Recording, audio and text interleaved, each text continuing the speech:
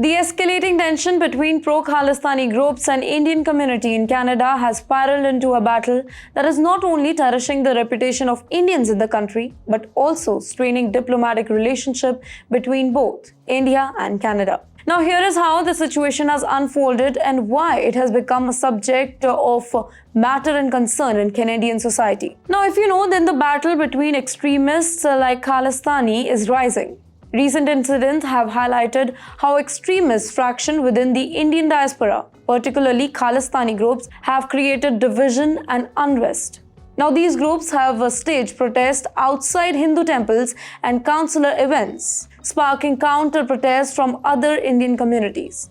Now, one such instance occurred on November 3rd, when radical elements violently attacked the Hindu Sabha Mandir in Greater Toronto area.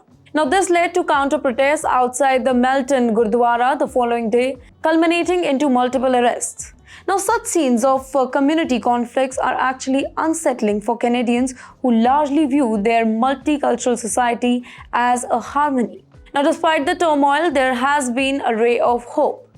Currently, representatives from 30 Gurdwaras and Hindu temples in British Columbia have come together to form the United Sikh and Hindus Association of North America. Well, it is to promote peace and unity while rejecting extremism in all sides. The meeting held at the historic Ross Street Gurdwara in Vancouver, which saw nearly 60 representatives from their religious institution pass resolution amid at curbing violence.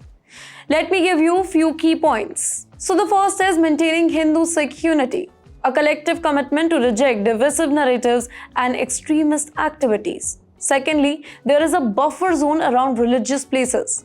The group is working with local council to establish buffer zone to prevent protests within 60 meters of temples and gurdwaras. In the meantime, Kashmir Singh Dhaliwal, who's former president of Khalsa Diwan Society, now chairs the 20-member core committee that is coordinating these particular efforts. We want peace. That's what he stated.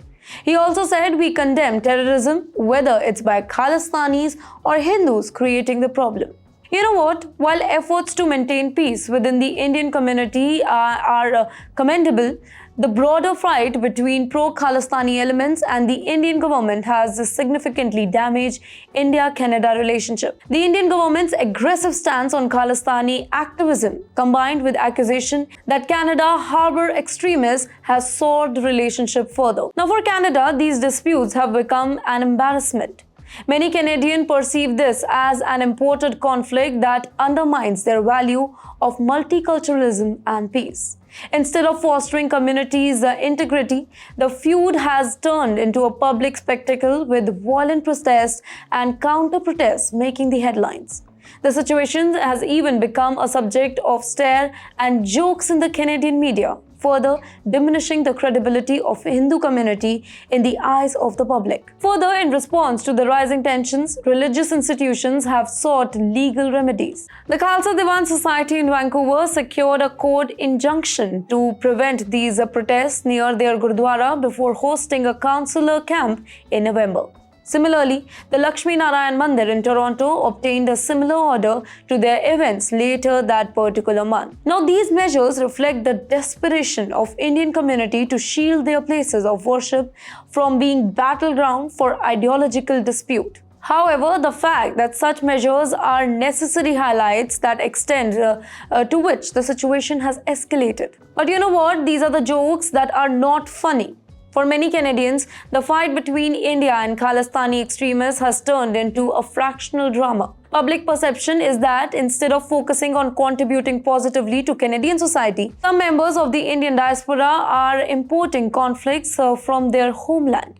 This has tarnished the image of Indians in Canada who are otherwise known for their hard-working community engagement and cultural contribution. Moreover, this conflict has placed the Canadian authorities in a very difficult position. On one hand, they must uphold freedom of expression even for controversial groups. On the other hand, they must ensure public safety and prevent violence as well.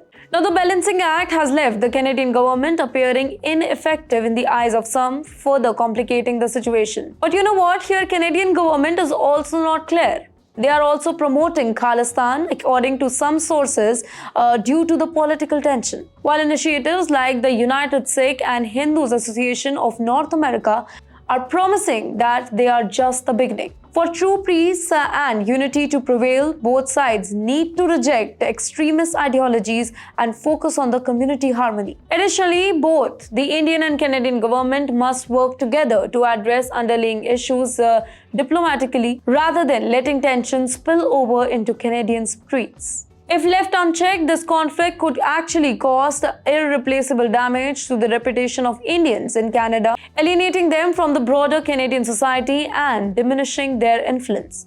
It's time for cooler heads to prevail, for unity to triumph over division, and for the Indian diaspora in Canada to remember that their strength lies in the divisive and reliance approach. Well, for further updates, do follow TimesXP.